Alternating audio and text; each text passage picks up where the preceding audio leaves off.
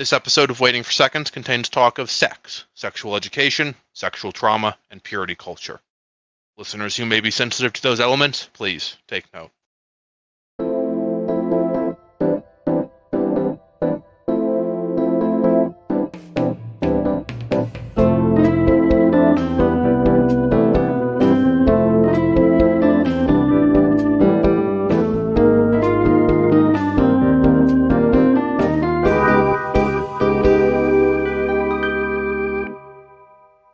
We got a cold open. We might find something.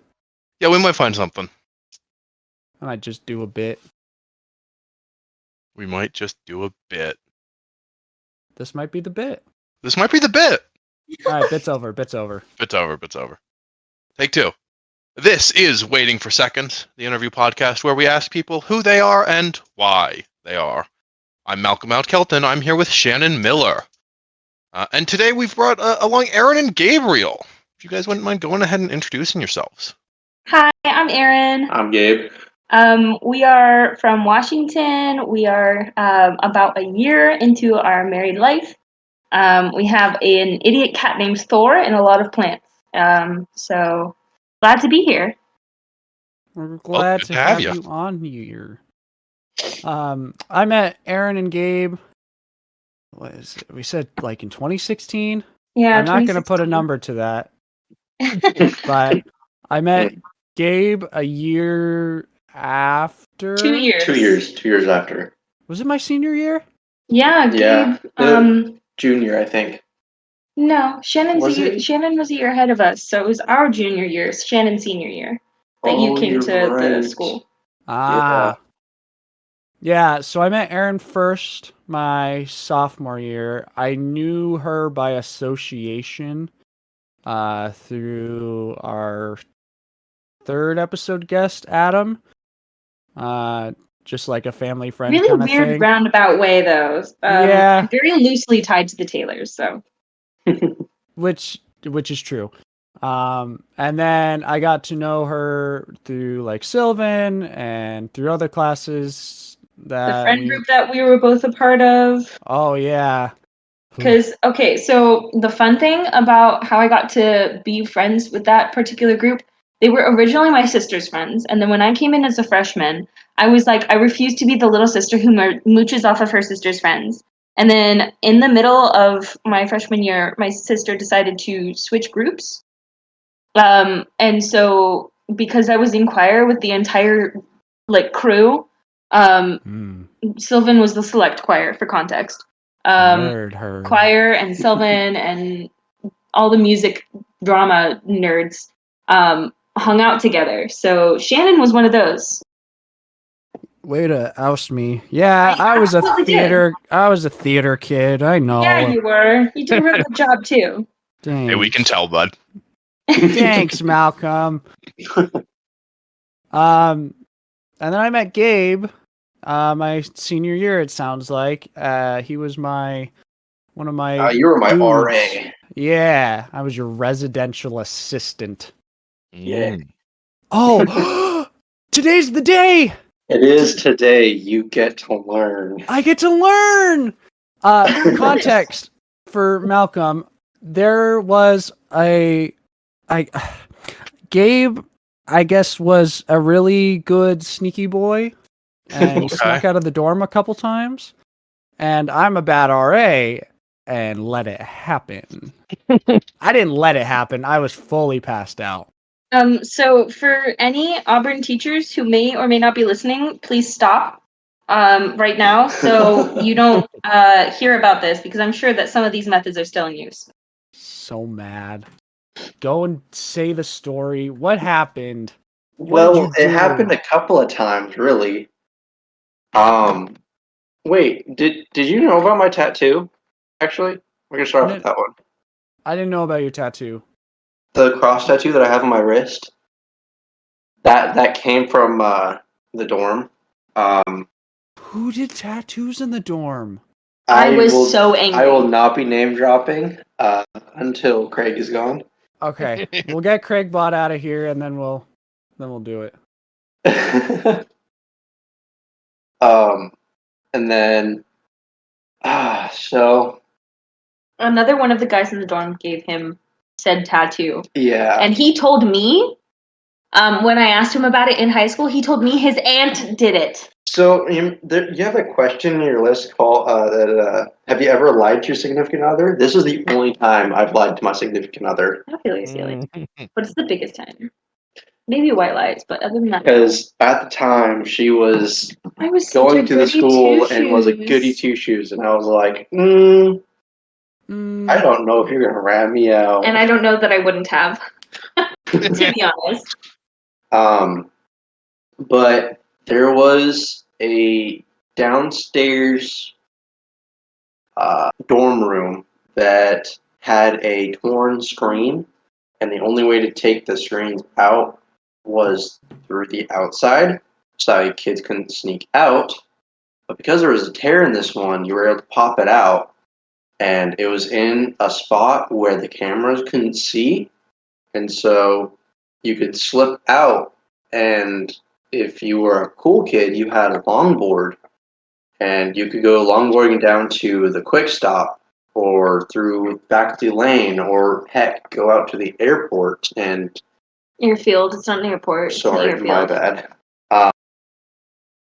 Basically, But an airport. If you're real brave enough and you have your handy dandy multi-tool like I did, you can sneak kids into Gibson, the burned down dorm in the back of the school. No. Where Yes. the first night we snuck around it, and it was mostly just kind of scouting out. But then the next weekend, found a window that I, with my window installing expertise, was able to finesse my way through a window by disassembling it. You nerd. And then just kind of roaming through Gibson. They use it for who would come out and SWAT. Was it SWAT? It was SWAT training. We took a couple selfies with dummies and stuff that they left in there. Found a bunch of files and stuff. Terrifying. And then in the basement, videos. In the basement, they have, I don't know. People have definitely been down there and doing stuff, because there was it was definitely a smoke sesh spot in the basement, and then the rest of the basement was this really creepy maze. It was literally we found the map that they were trying to make. It was called the Gorilla Maze or Tunnel something, and I'll send you pictures later, Shannon. But I still have that map, and it's in one of the boxes I have back in Shelton. And we would go through there with masks and stuff on, just because I don't know. There was rumor that there was a bunch of asbestos down there or something. Lead. It was terrible. But yeah, that's rebelling with Gabe. You're a monster. I am. I know. And he was in the middle of dating the most straight-laced student too. The who? Huh? The what? The most straight-laced student. By the book, goody two shoes. Teacher's pet, teacher's child. I'll sneak out in my skinny jeans and chain and Vans, wearing my Bullet Club jacket and hat. Yeah. It was a different time. Go longboarding. I'm just mad. Don't worry, I've beat him into submission now. Do you break laws? I speed. Ooh, you're such a bad boy. It's if I swear. I won't swear, because I want your mom to listen to this. Malcolm, we can't swear. No more swearing? All Not on this episode. We do That's this rough. for Opal Mom. Gabe's wait, I'm gonna swear. Hang on. You can swear once. Oh, wait, no. Somebody gets one. It's for Mom. Well, because we're gonna make Mom listen to this. Yeah. He looks very pained right now. All right, you gotta choose your word wisely. It's valid. I'll choose one spot where I'll put in one good solid, I don't know, buck. And that was it. I hit it out. Editor. I Editing can't shit, edit get in that here. one out. Help. The program glitched. Dang it. No. So, Yeah. how did you guys meet? Let's break the ice. How did you guys meet? Sixth grade. Sixth grade. I think we were both 11 when I moved from California to Shelton, Washington, a little redneck town north of Olympia, west of Mhm. Olympia. Heck yeah. My mom got a teaching job at Shelton Valley Christian School. And naturally, as I am her daughter, I had to come too. And I think it was like the second week that I was living there. I went to the church that's right by the school, and there was like this really cute boy. It's And the boy sitting next to you, yeah? it actually is, yeah. Oh, okay. It would be a really weird story Yeah, to put right. in there if it wasn't that boy. No, ew, stop. Anyway, so through sixth grade, we had crushes on each other. Sixth, seventh, and eighth grade. There was other relationship drama, other people, because I wasn't allowed to date. And so Gabe actually had a girlfriend during that time, and I didn't even know about it. So is it a real relationship? I'm not sure. And then my eighth grade, we graduated eighth grade together as the only two eighth graders in the school because it was a teeny tiny little private school. And we went our separate ways. Gabe went to public school in Shelton, and my family moved to Auburn so we could live at home and go to an Adventist high school. And then our junior year, halfway through junior year, Gabe transferred to Auburn Academy. What are you laughing about? You're flying through this story. Sorry, do you want me to go slower? No, it's fine. Like all of a sudden we're already in Auburn. I was like, whoa, wait, hang on. I'm just giving like the spark notes. Oh. Anyway. This is going on an essay, Gabe. Pay attention. Oh yeah, I should start taking notes. Our junior year, Gabe transferred to Auburn halfway through, and halfway through the school year, and he didn't ask me out until like the next September. So our senior year, September of our senior year, he finally asked me out, even though everybody already thought we were dating. True. On the other side of that, like I was the new old friend, so I was like, I'm not trying to like intrude on any kind of friend group or like Except for mine. current like even then, like I was like, I'm just a friend here, and then anything that was going to happen was going to happen. I was like, all right. Yeah. But both of us admitted that we were not looking for a relationship when we first started hanging out again at Auburn. And then we were in a relationship. And within a month of dating, we had already established that we were not in a relationship to waste time. Like, if we were in a relationship, it was to see if we were going to be compatible. Damn. Like, we weren't committing that we were going to get married. We were dating to figure out if we wanted to get married, kind of thing. We weren't there to waste time. We weren't there for titles. Yeah. So we dated for 3 years before we got married. We were engaged for a year. Wait, has it? No. You dated for 3 years? We dated for 3 years before we got married, but one of those years we were engaged. Time flies. I know, isn't that crazy? That's crazy. We just had our first anniversary like 3 weeks ago. Our first married anniversary. It's the 29th. The 30th. Dang it. The last day of June, Shannon. It's not that hard. Man was one day off. You got it, buddy. I believe in you. It's okay. It was okay. I was the weird girl who wanted like a wedding on a Thursday, so it's kind of my fault.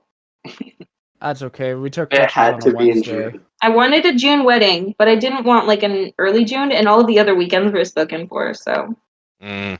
So we took a weekday. we took a weekday. Anyway, that's spark notes of our relationship. So, Dang. childhood sweethearts turned high school sweethearts, Yeah. Yeah. or It's- maybe childhood crushes is better. Yeah. That's a better title. Yeah, we didn't start dating until I was 17 Yeah. when we started dating. 17. We were both Mm. 17. But our first date was your 18th birthday. Because you two, No. Garcia's. Garcia's, yeah. Is that in Auburn? Yeah. It's a little Mexican restaurant. Had Did the we- best fajitas. Did Yes, we you go and there? Yeah. You and I went there that one year when you were Luigi for Halloween and I was like a random princess. Hell yeah. And you ate a mushroom and did like the boo-doo thing. That's Hell cool. yeah. Cool. I love I have a video of So it somewhere. It's cool. beautiful. that. What was your first impression of each other? And first Um, impressions. I'd actually kind of like to go first on this one. Send it. I was born and raised in said redneck podunk town, and when I was sitting in class that day, and two random girls come in, I was like, "Who the heck are these people?" Come to learn that a couple weeks later, they're actually going to school there now. So I think I decided I kind of like this girl when she was hiding behind her mom's desk, Oh God. cherry red, because she was embarrassed about something, and like I couldn't tell if she was crying or laughing, and I was like, "Are you okay?" I was so embarrassed. I don't even know what I was embarrassed about. And, but yeah, that kind of grew into a crush, and yeah, but yeah, it was weird strangers who aren't from Shelton. Yeah. I'll put a name on it. That's okay. Put a name on what? Shelton. I already said Shelton. Did you? Yeah. Oh, that's why I should have taken notes. See, this is on the essay. Come on, man. There's a test. Right? Oh man, I'm failing. Yeah, I remember meeting Gabe at church like a week before school started. And I thought he was like really cute. Gabe has always been like the dark and mysterious kind. Yeah. In middle school, he had like an emo phase, so he was literally dark and mysterious. Or a lot of sweaters. Yeah. Sweatshirts. And so I don't know, that just kind of caught my attention. Plus, he was the only boy there at the time that was my age, and I was like, so I guess that's my crush. I don't know. I was kind of, I don't know, boy crazy at that point a little. And then we started going to school together, and you know that thing where introverts make friends by extroverts adopting them? Mm-hmm. Well, I'm an extrovert, and so therefore I have to adopt introverts, and Gabe wouldn't talk, so I therefore had to make him talk. I was like, I gotta get to know this person who won't talk to me. I don't know. I was kind of annoying. And then It worked out. what did it look like when you guys, went away for a couple of years and came back together? Ooh, Was that good a one? back to being, wanting to be at least friends, or was that a So back to a question? while in 8th grade, I remember like begging God to send this boy that I had a crush on to the school that I was going to go to because I wasn't allowed to date till I was 16. I was like, please just keep him around me until I turn 16. And then he didn't get sent to Auburn County. I was like, well, I guess it's not meant to be, fate and all that. And so we both went our separate ways, and we had other relationships. And when Gabe came to the academy, I had kind of sworn off dating because the last guy I had a crush on was kind of an idiot. I'm sure Shannon doesn't remember, or maybe, I don't know if you remember hearing about that, but Do you want to we're not going to name any names. Okay, because I don't remember. Cool. Anyway, I don't know. I was just kind of irritated, and so I was like, you know what? I could just be friends with guys. It's okay. And then Gabe transferred in, and I was like, great. It's an old friend from a while ago. And one of the girls in my English class was like, okay, show me a picture of him like 5 minutes ago. So I showed her a picture of him. And she goes, oh my God, if he got his hair cut, he'd be hot. I was like, I mean, I guess if you're into that. And then he came and he actually got a haircut. My And I mom was came like, to the dorm and took like a set of shears to my head yeah, in the gym room. yeah. Dude, He I came and got a remember haircut, and I that. was like, wow, that is my type. What was that, Shannon? I remember your long hair. It was just like to the It was- middle of your back, yeah? Not quite that long, but it no. was definitely below his shoulders. It was longer before. It was like some point during the summer. I ended up cutting off or doing like kind of like an undercut type thing. I remember so, like, that. Ooh, my and hair that was was- growing out. That it was trying to recovering from that, and it was disgusting. It was really gross. Mm. I have a decided pic, and I'll send it to And you. reset it. Oh, Yeah, send it to me. Okay. reminiscing. Right Sure. now, in the I middle of the don't podcast. have my phone on me. Do you have it? I'm kidding. I'm kidding. You Okay, just well, I'll send it to you me. anyway. Oh, you Alright. have my phone. Never mind. Just kidding. Yeah, and then we were kind of determined to be friends for our junior year, which is why we weren't dating when everybody thought we were dating. Neither one of us was looking for a relationship at that point. Which one am I sending? Oh, it's not in there. Yeah. It's Like which? I also have one of like the three of us. We went to go get froyo or something. You, Shannon, and me when you first came to the academy. No, Did we get? Yeah, I we don't did. remember that. maybe it was maybe it was something else. We went to get food, the three of us, and my mom drove us. It was frozen. Was it?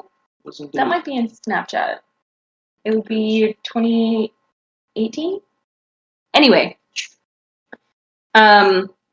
we were pretty much determined to be friends, and then everybody was like asking if we were dating, or asking me. I don't know if they asked you. No. There was a guy at one point who asked Gabe to put in a good word for him, and then Gabe started dating me very shortly after that, which is pretty funny. Sorry, buddy. And I didn't learn about that until years later. I thought that guy and I were just friends. So that's my bad.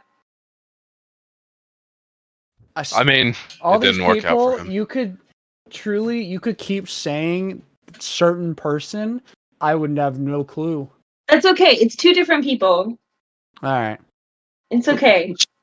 All I right, can yeah, text you the names later. I think I know the first person that you mentioned. Probably. You guys have been dating for 3 years now, you said, right? Yes. Have there been any major ups and downs throughout that? I mean, obviously, I assume the wedding was a pretty big up, but Right. That was definitely a- a nice thing.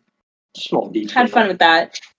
Yeah, I mean, the thing about dating somebody that you have known since you were an adolescent is you're both growing so much and you're both Ooh. changing so much. Like your personalities are changing, your preferences are changing, your frontal lobe is still developing. There's just literally there's so many things going to change in like the younger years of being a grown up. So I think the biggest thing for us dating for so long or dating at such a young age for so long specifically is learning to adapt to each other's growth, and loving the person that your partner is changing into, because we're continuing to grow and grow up. So the biggest challenge I think is actively loving the person that you're growing into. that Gotcha. does sound like a lot. Sorry, what? That sounds like it can be a lot learning who that person is that you, I mean, have effectively committed yourself to. Right. I mean, I don't know, not to sound cliche or anything, but the love that you have for that person is enough or should be enough. I don't know. I don't know what I'm saying. That's okay.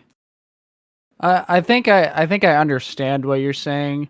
That love for those individuals, those significant others, as they grow, it changes. Right. But it never stops the amount of love you're giving. Right. Mhm. Yeah. It's also like really important to love the change that you see in each other and use that love to help support healthy change in yourself as well as in each other. So like I see Gabe doing healthy habits and I want to use that to influence my own healthy habits. Or if I see something that's unhealthy, then maybe we work on that together. Kind of thing. Has there been any big struggles in your guys' relationship? Either growth or just something that you didn't know about each other until you started dating?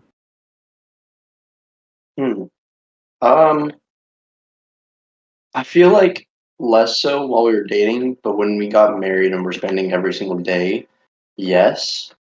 I found out I am very annoying to sleep with. You're not that annoying. I'm used to it now. Uh-huh.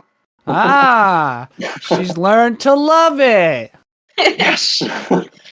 um, but also just kind of day-to-day habits like where you leave dishes and clothes. Yeah. Sharing a bathroom is definitely a trial sometimes. Yeah,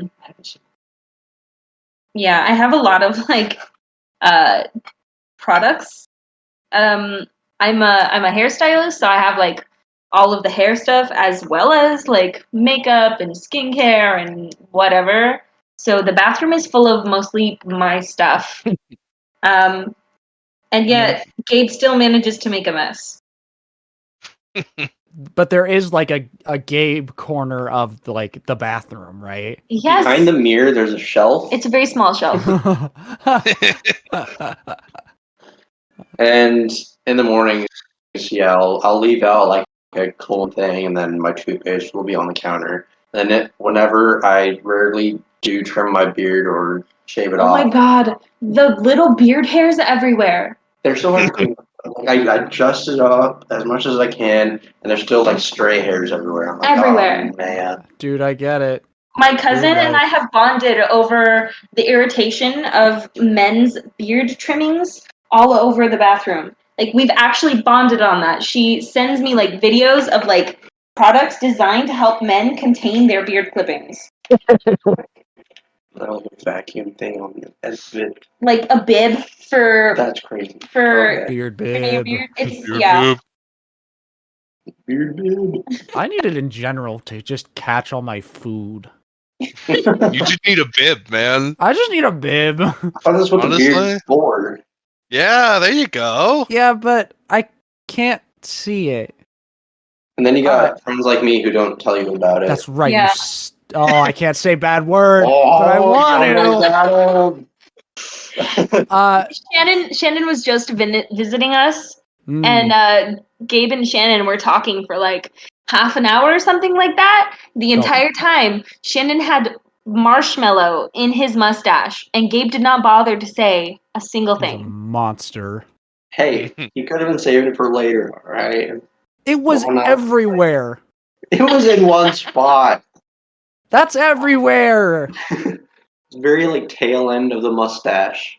Okay, Yeah. so growing up, my dad never kept facial hair, right? Right. So I never thought, like, growing up, that I would have to consider significant others' facial hair. That never was something I worried about because, you know, my dad never had a beard and he was the only, like, male in my immediate family. So I, you know, just no mustaches, right? So, like, starting to date someone who did keep facial hair was such a weird thing for me to think about. And I have to say, one of the most annoying things is when you kiss someone and their mustache gets in your mouth. Ooh. It drives me insane.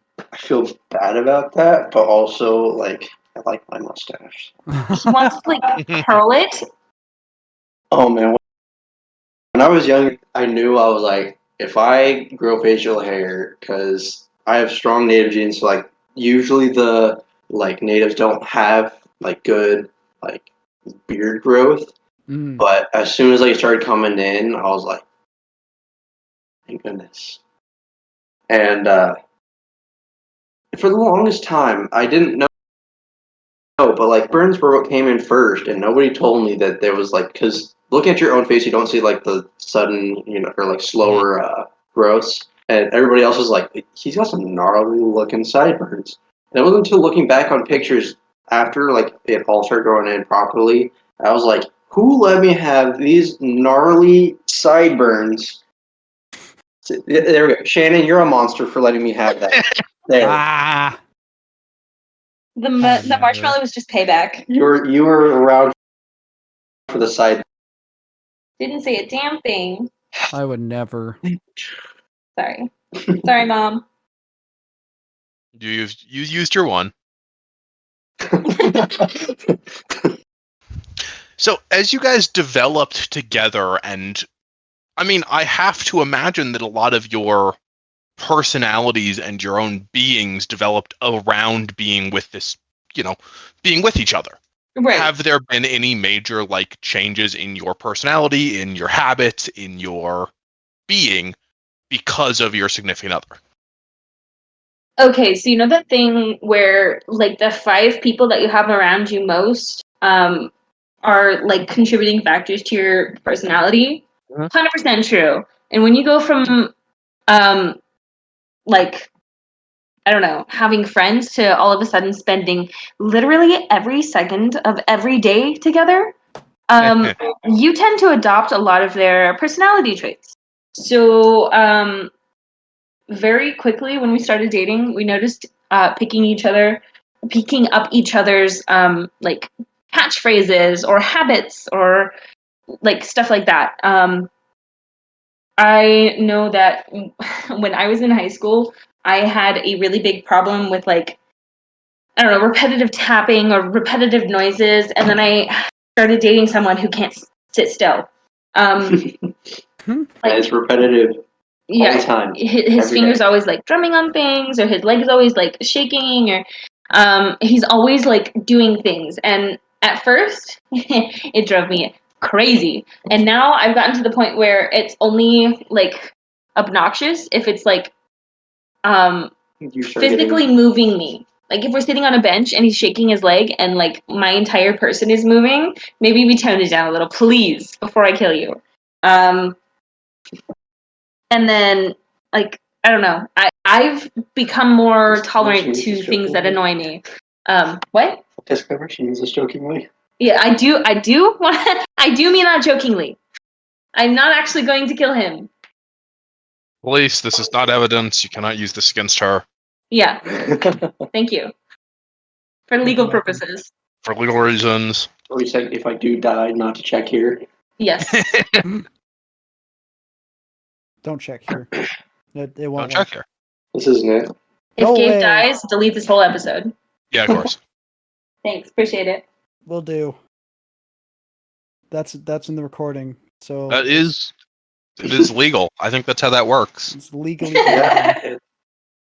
Craig got it. What about any major like positive oh god, I can't think of the word now. Personality Influences? changes. Yeah, either of those will work. I missed that. What? Personality Can you changes. repeat the question? What changes? Have you guys had any really positive like changes on one another, helping get rid of bad habits or helping form new very good habits or I started working out when I started dating Gabe, or Let's go. later in dating Gabe. So that's definitely a positive effect that he's had on me. I'm a very, very anxious person. So when Gabe and I were early dating, I would have like panic attacks or I would just spiral, and he got really good at talking me down from those without being, I don't know, like overbearing or making me feel stupid or so he helped me process those feelings and thoughts without like making me feel small for my anxiety. Therapist. I was not very good about taking care of like what is it, like my own personal hygiene. Like I was clean, like I took showers, but like I was like, oh, my teeth are fine. I don't need a brush right now. My beard's a little straggly. That's okay. Um, a lot of like when we weren't seeing each other every day, I was a lot more lax about it. But like, if you're gonna kiss somebody every day, you gotta have better clean. brush your teeth. You gotta have clean teeth. I gotta keep my beard clean. So I learned a lot more about advanced healthcare. Including skincare. Yeah. So, but with the job I have, it's kind of hard to avoid. I always end up with dirt all over my face, mixing with like bleach, and it just, oh, my skin's doing horrific right now. But I'm trying to keep it. Yeah. Another thing is, so I've been a vegetarian my entire life, and I am honestly I'm super squeamish about meat. Like, and Gabe's not. I grew He's up mostly carnivorous. he's mostly vegetarian now, but like he still like enjoys his carne asada burrito or Get a burger um from McDonald's sometimes. yeah. And so like the idea of kissing him post eating dead animal grosses me out. So I won't. Yeah, gross. So I don't know. It that was something that we had to adjust to, but he's always been very respectful of that. Yeah, I used to insist that after he ate meat, he had to brush his teeth like 3 times before I would kiss him again. We're down to one time brushing your teeth. But like, I don't know. People have like, I don't know, asked me if I'm mentally ill because I won't let him kiss me after he brushes his teeth, after he eats meat until he brushes his teeth. One of my classmates, when she met Gabe or she introduced Gabe to someone else that we knew, she was like, yeah, and Aaron won't let him kiss her unless he brushes his teeth after he eats meat. Like, that was his cameo. But like, My issue. I don't know. it's understandable though. Like, if you're like, oh, they just ate dead animal, and that's your thought process. I mean, like, I wouldn't want to kiss them either. But I mean, that doesn't bother me. So, but it does bother you. It makes sense in my eyes. I think it makes sense. Yeah, I get the Thank you.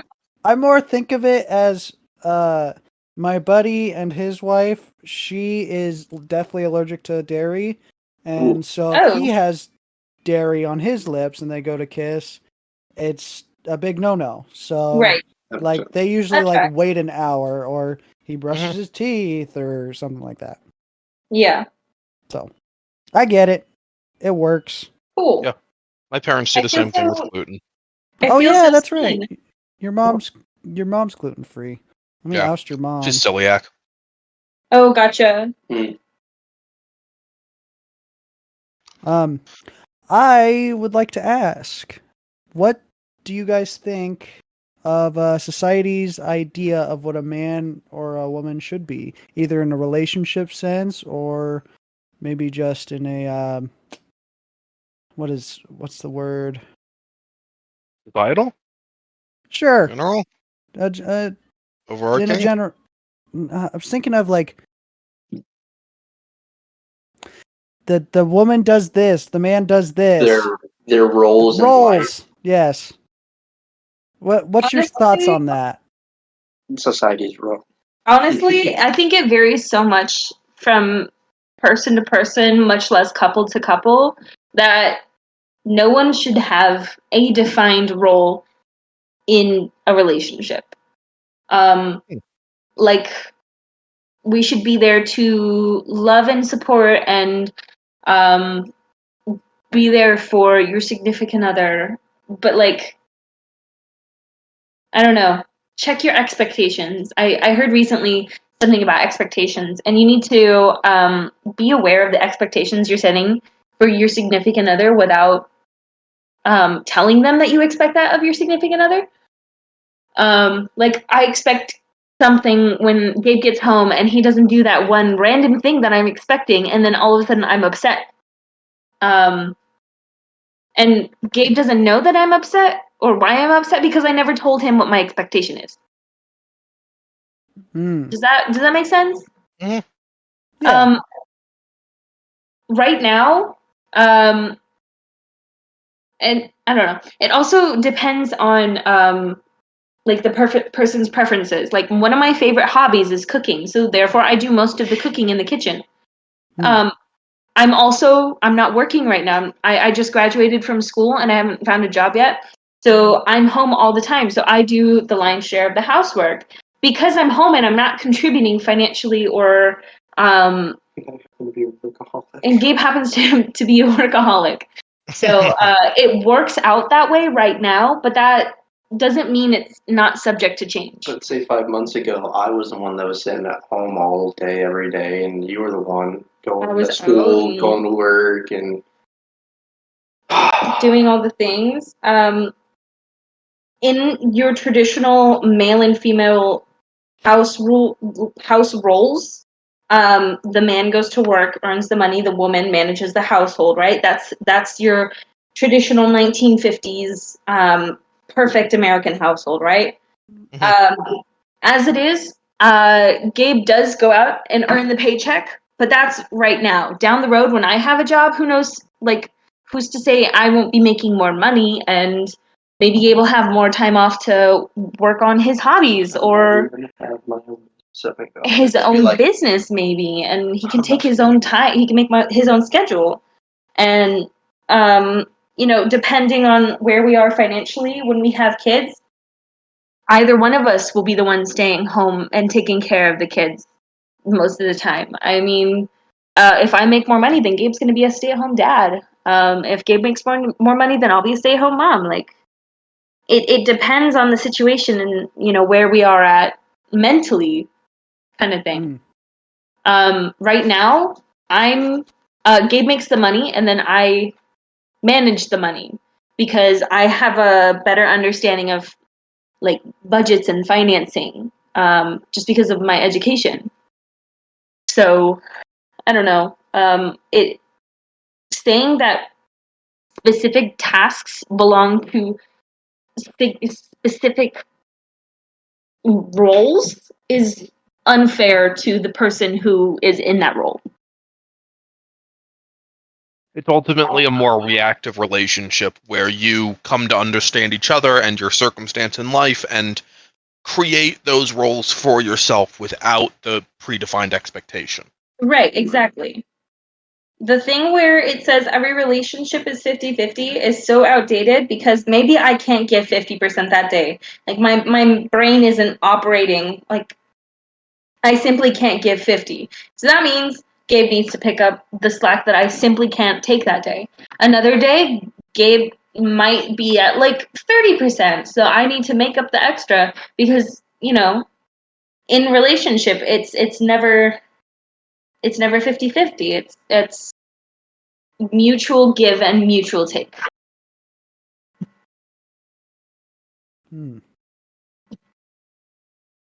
Yeah. Yeah, for sure.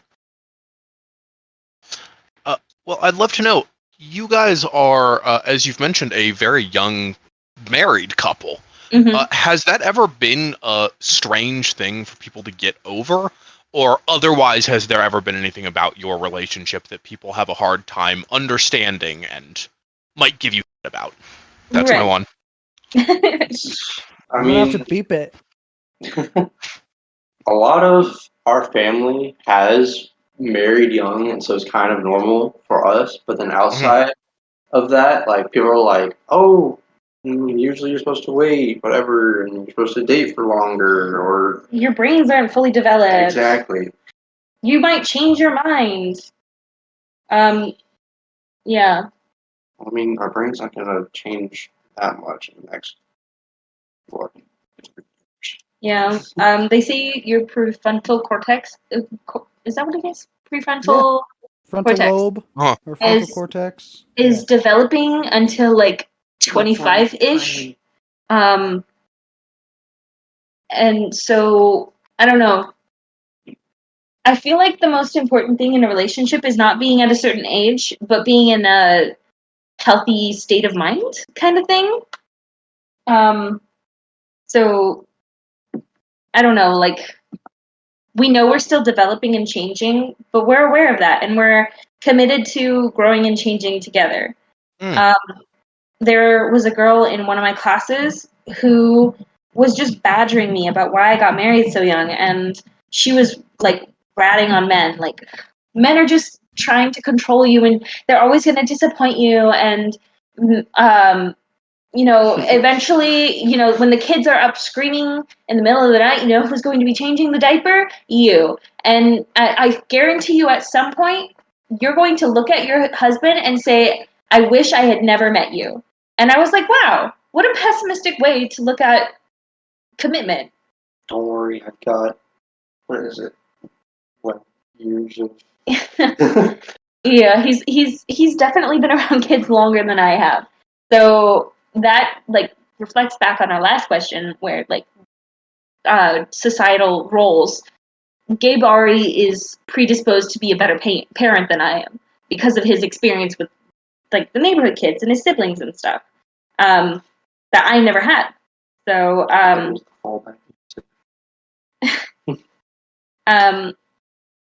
lot of people have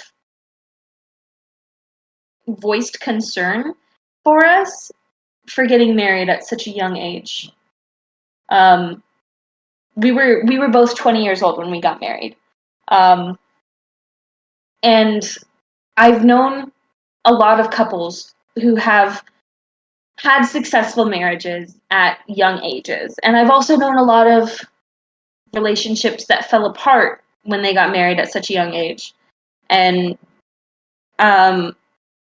you can't say that your relationship isn't going to work because you started dating or started a life together when you were very young, because that isn't across the board. There's so many different variables.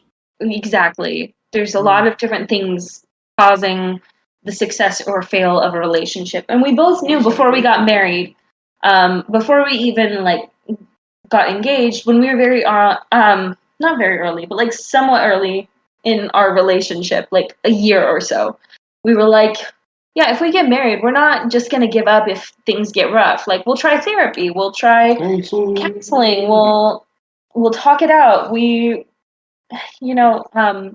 Neither one of us was willing to just Divorce is give not up. an option at first. Divorce is not an option unless there are, specific issues like, abuse or I can't think of any others right now, but there are things that Extenuating circumstance. exactly. There we go, yeah. Extenuating circumstances where divorce is an option, but if we're bored or we feel like we fell out of love or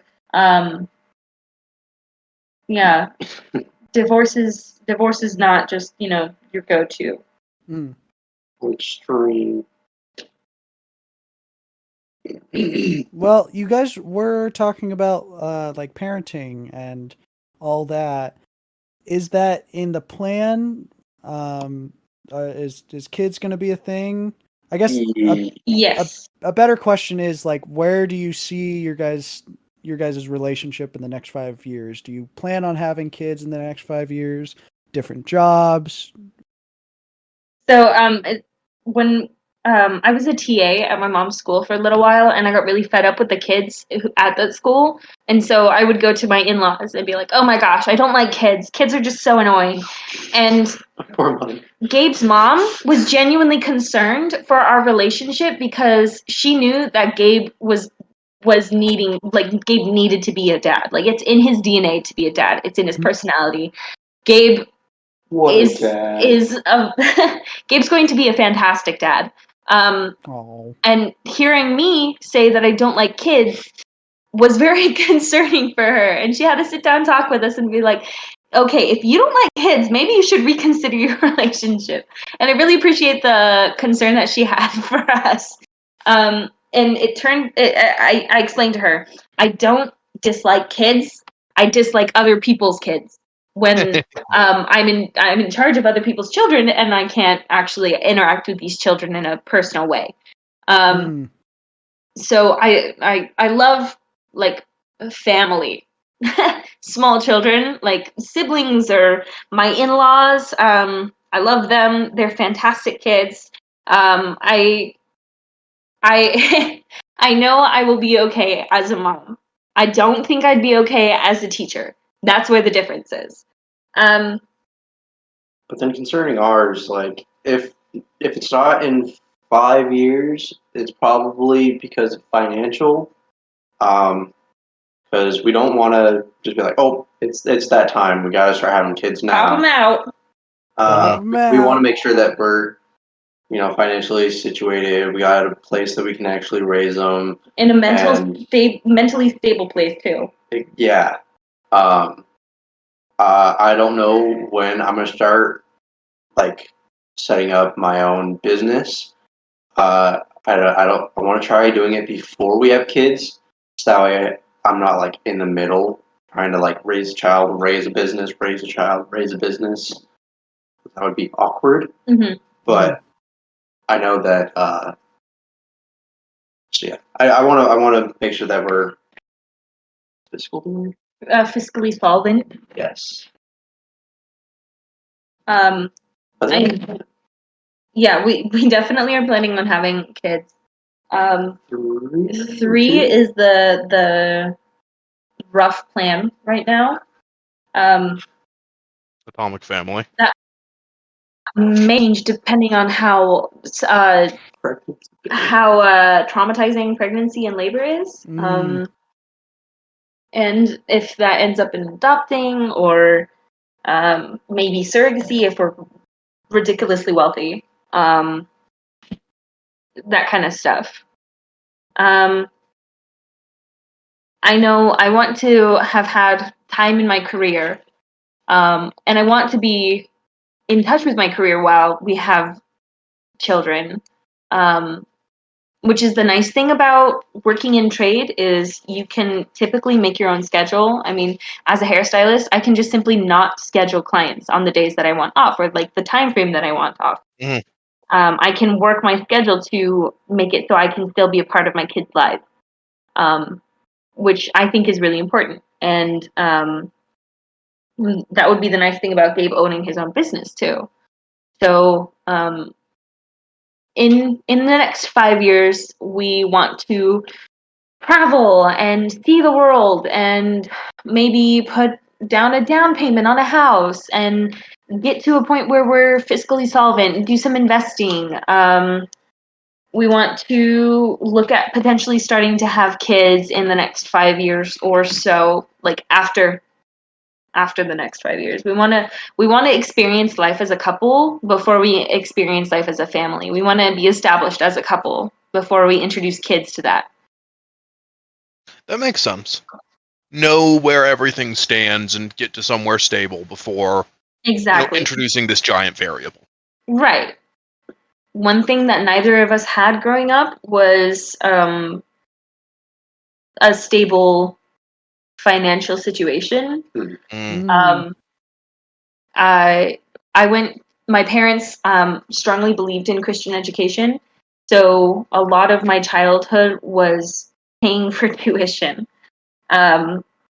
And so that put a huge dent in my parents' finances. And even if it was just my one sibling and I, we were always a little tight for money because we were paying for Christian education. And for Gabe, on my end, it was I got to experience growing up while a parent was trying to build a business, which ultimately ended up sinking. So all of our finances ended up going into said business, and we ended up living in like a part of the business building for a while, and then just moving around like family houses. It was never quite stable. So we want to have a situation where our kids will not have to experience that. Hmm. I respect that. Yeah, for sure. Well, I would love to ask, and feel free to nix this if it feels a little personal. Have you had any notable reactions from people, especially like family, to you guys getting together? My Or uncle maybe getting was married?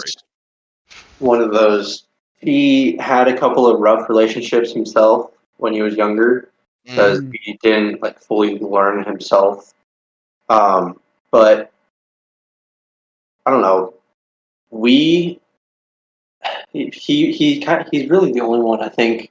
Yeah, I mean, when I was talking to my mom about like us potentially moving in together, she goes, "You two are already planning on getting married, right?" I was like, "Well, yeah, we're planning on getting married, but we can't really afford it right now." She's like, "Well, I can pay for the wedding. Like, if you want to stick to this budget, which was a reasonable budget." She's like, "Why don't you just get married?" I was like, "You know what? You're not wrong."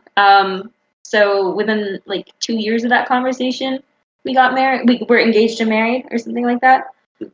So my mom and dad were really supportive. Um, I think his mom had more objections simply because she felt she was too young to have a son that was old enough to get married. She was in denial. She was in denial more than opposed to the relationship.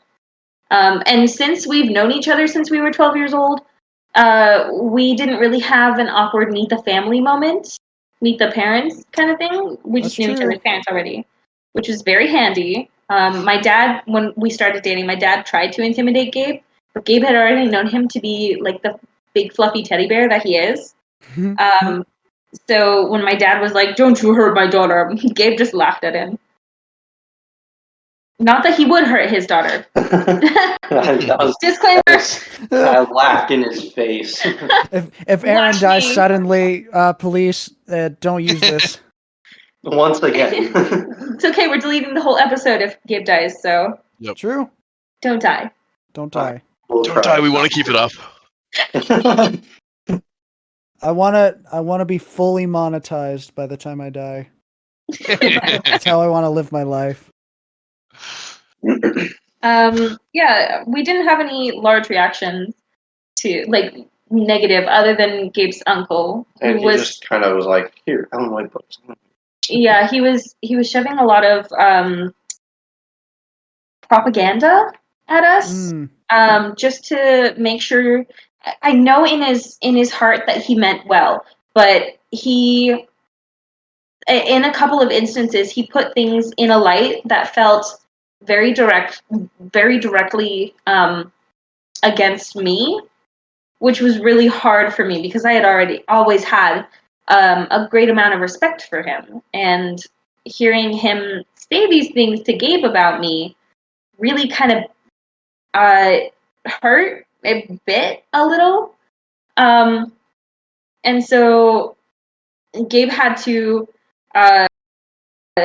figure out how to balance family relationships with the relationship that he was pursuing. Which was a lot harder than I thought it was going to be. 'Cause I am a very family-centered man, and so trying to change the mindset of current family to future family, and then trying to make it they're all my family was a very interesting struggle, I guess, because I don't know, my family's always been my rock, and so like trying to, push two rocks together is very difficult. I don't know if you noticed, but like rocks don't like generally just kind of melt together. They're kind But of heavy. but yeah, my family loves her though, so Yeah, I feel like I've been pretty well accepted, especially. That's the other issue is my family's primarily introverts. Yeah. They get adopted by extroverts. Oh. So. And then when you're like trying to work your way into a new family, you don't want to step on any toes. And so a lot of that was a lot of my hesitation to involve myself in the family was anxiety, because I didn't want to be overbearing or over exuberant or obnoxious, and that's hard. Me going into your family was like complete opposite. They're like, yeah. come on. My family is primarily extroverts, and Gabe's an introvert. So whenever we go to my family gatherings, everyone is just like, "Oh, Gabe, you're in our family!" Rah, rah, rah. One cousin tried to threaten him, and Gabe already knew he was full of stuff. So stuff. I've already used my one. He's full of something. So he ignored him pretty much. But the rest of the family was just like, Gabe's family, welcome right in. And everybody was super loud and talkative and trying to get to know Gabe. And Gabe was just completely overwhelmed by my very loud family. And I'm very close with my extended family. So that was an adjustment for Gabe, too. I love them all, but like, ooh, my social battery, they really know how to run it dry. Yeah. That's a good thing. It needs to run dry sometimes. My extended family has always been really close, which is I'm definitely blessed to have them in my life as such like strong characters. But that was definitely an adjustment for Gabe. I mean, it's hard with sometimes having a big family though. With just all the people's, sometimes too much for Gabe. Well, I know you guys might have. Obviously, your paths in life have crossed many times, but you have grown up different and in a number of different places. Have you ever experienced any sort of major differences in how your cultures and your family experiences have shaped how you see and understand a relationship? Oh yeah, For sure. Oh yeah. I lead more of a secular lifestyle. My family is big into like alcohol, and a lot of my extended family is like, yeah, I'll go with it. They're crackheads. And I'm no stranger to cursing, and a lot of my family isn't Christian. So going into her family, it was like, oh, that's a lot of Jesus over there. Oh, A lot of Jesus. There's no drinking at the wedding? Yeah, we did have alcohol at our wedding because it was on my parents' property, and they were very much not okay with that. I was okay with it. I've gotten to the point where, I'll have a glass of wine every now and then. Another really big fundamental difference, and I don't know if this is too R-rated, but I doubt it, but premarital sex was a bit of a point of contention because I was raised a little bit in purity culture, where, you keep yourself till marriage, and Gabe was not. And so I don't know, it was I was trying to make Gabe understand why I was so opposed, but like, I don't know, like the value that I placed on waiting till marriage, just he didn't understand it. He was like, I don't know. He was like, well, we're planning on staying together forever anyway. I was like, okay, we don't. And it's not like I was like trying to like convince her. No. It was just like I wanted to understand because like Right. I was confused. I was like, it doesn't. Okay. There was mutual difficulty with waiting for marriage on both ends, and ultimately we did not wait till marriage, and that's okay. But it was hard for me to reconcile the fact that I wasn't going to be less than if I didn't wait till marriage. I mean, So yeah, that one was a big fundamental difference for us. from my understanding with the people that we've talked with, sex is one of those crazy and wild things that it's heavily emotional, depending on who you are, what religion you're a part of, Right. what your family's like. Mhm. So I can understand where you're coming from. Right. I don't know.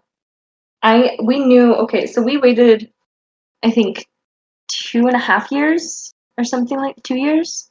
Yeah. We were dating for 2 years before we did anything. And I don't know, I did cry the next day. And had a little bit of like an emotional meltdown because I felt like I had betrayed how I'd been raised or something. And so I called my sister, who at that point had stepped away from the church, not, completely denied Christianity, but I knew that they would understand where I was coming from. So I called them, and they talked to me, not like I had broken some big rule, but like I had just had a big life-changing event. And I don't know, the fact that they were the first person that I spoke to and they didn't judge me was such a huge part of me accepting my new life change.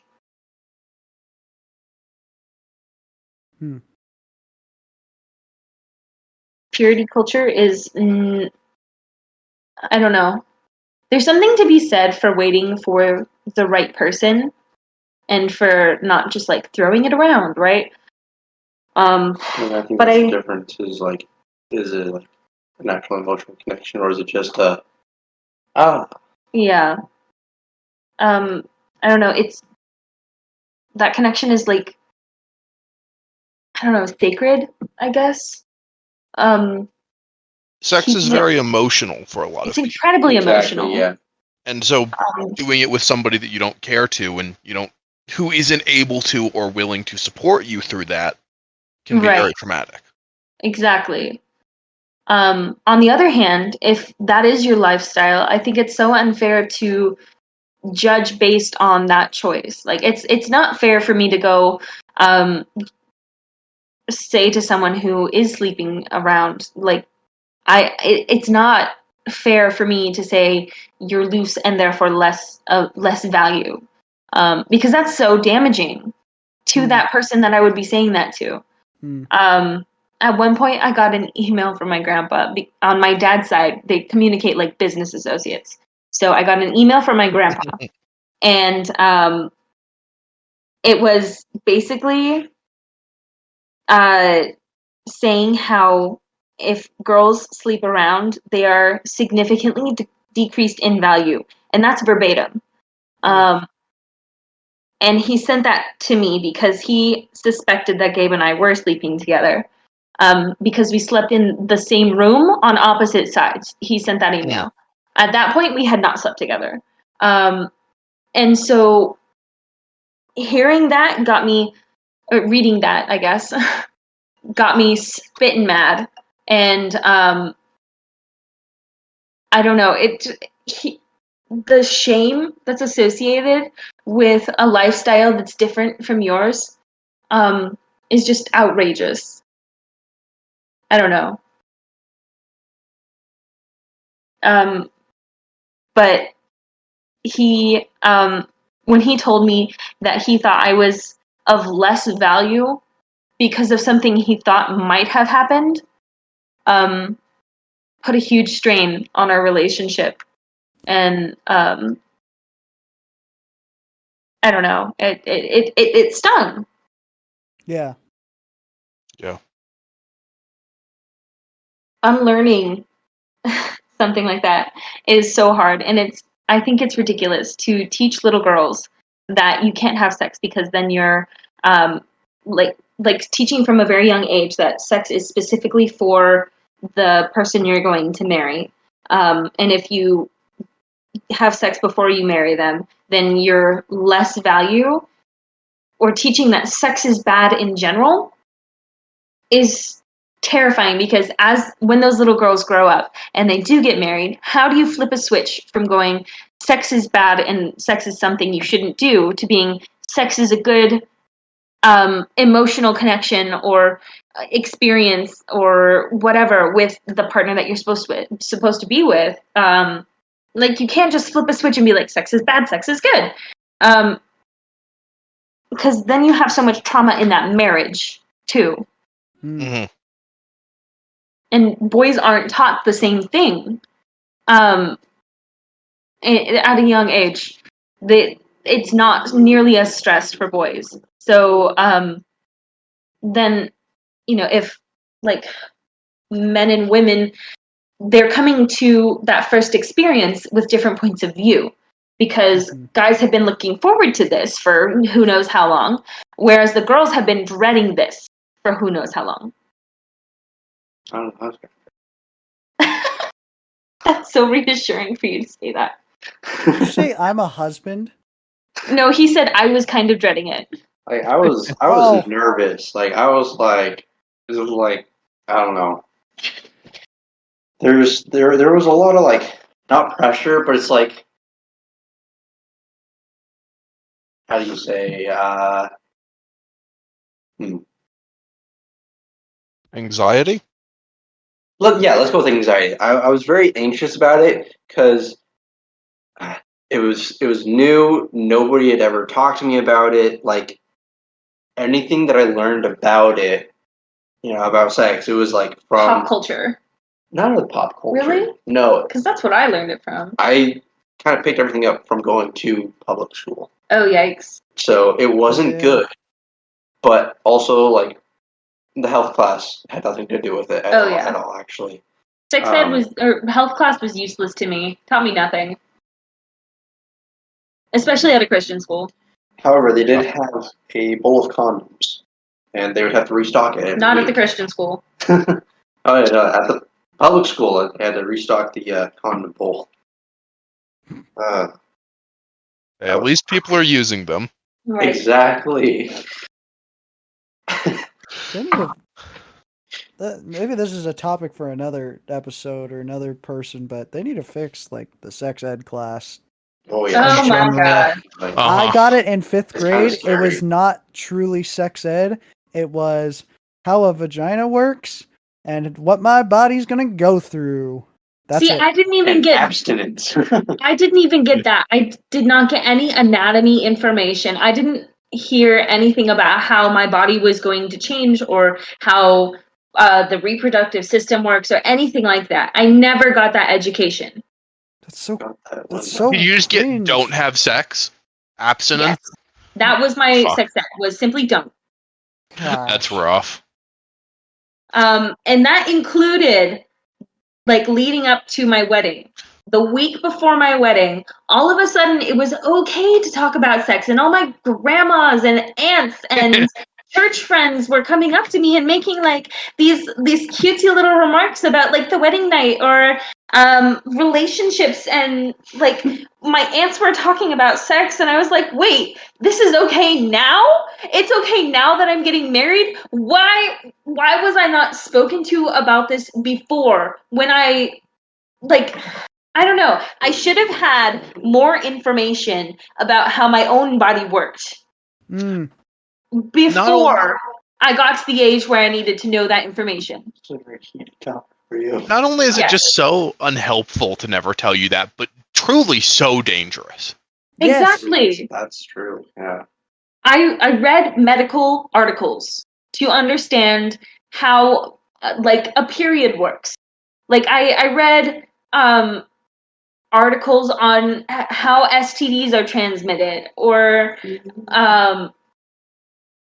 like I don't know. I just, all of the information that I got was from reading. If I had any questions, I looked it up. I didn't feel comfortable going and talking to the people around me, which is not I don't know. It's a horrible situation, but it wasn't because they weren't willing to talk to me. It's because they never talked to me about it, so I didn't know it was okay to talk about it. I told my mom the night before my wedding that I was angry about that I had never had anyone talk to me about sex until the week before my wedding. And who was the one? Well, that was your mom. No one on my family. Gabe's mom gave us the sex talk a month into dating. Maybe 2 months. Heck yeah. And then never said anything. We slept on the couch together, like just sleeping. She was like, all right, we're going to sit down. And we had like a 10-minute talk about wearing condoms, please. Very quick. And then we never talked about it again. You know what? I'm proud of your mom, Gabe. I never got that. She was like, I know this is like the actual like dating relationship. This is my first time. This is my first draft. Let's go with it. And she's like, I'm doing my good mom job. Good mom job. I did my job. I can be done talking about this now. I mean, the best you can really do is do better for your kids. Exactly. Yeah. True. I don't have any anger towards my parents by how I was raised. They made the decisions that they believed were best. And I can't begrudge them that because that's all I can do for my kids. Mm-hmm. But I can learn from how my parents parented me and, adjust accordingly. And I know Gabe and I are going to make mistakes with our children. It's going to happen. None of us are perfect. You just have to roll with the punches and do the best that you can and hope that your kids don't hate you. I think that's a perfect way to end off this very long episode. Yeah. Yeah. Thank you guys so much for coming on. Yeah, of course. We're so happy to be here. Thank you to Nadia Diaz for our podcast cover art. Her Instagram is in the description. It's at Arthead Creations. She does amazing work. Go and ask her to do art for you. She loves it. Do it. Do it now. Do it now. Just do it whenever. But go check her out. Thank you to Jensen Kral, who made the intro and outro for the podcast. And check out his song, Knocking on Doors, for his musical Tea Time. We just listened to that, actually. We did listen to that today. It was a bop. It really is. I'm so proud of him. It's incredible. Right? Good job, Jensen. I don't know if you listened to this, but it was really good. I love him, but he doesn't answer any of my texts. So, also for all those people who want to not be on the podcast but want to ask a question, send it to our email. It's waiting the number 4 seconds at gmail.com. That's also in the description. I check it a lot, actually. But thank you again, Aeryn and Gabe, for hanging out with us. And absolutely, of course. I know I was harassed when I came over and visited you guys to be like, "When's your turn?" No, because now you were it saying is. That you wanted couples on your podcast, and then you had another couple on before us, and we took it very personally. I took it very personally. You're only the no shades to the couple before us, but actually, I was kind of excited to listen to the other one first. That's how that's going to go along. Well, hey, and now people after you. Third couple. Is that really an honor, even? Yeah. Who cares about that? Third place. It's still bronze. Third place, still bronze. Yeah. It's good. It's fourth place. Fourth place is a participation award. That's nothing. But thank you for everybody who listened. We will see you guys on the next one. Take care. Ounlisjed. Bye. Ounlisjed. Ounlisjed.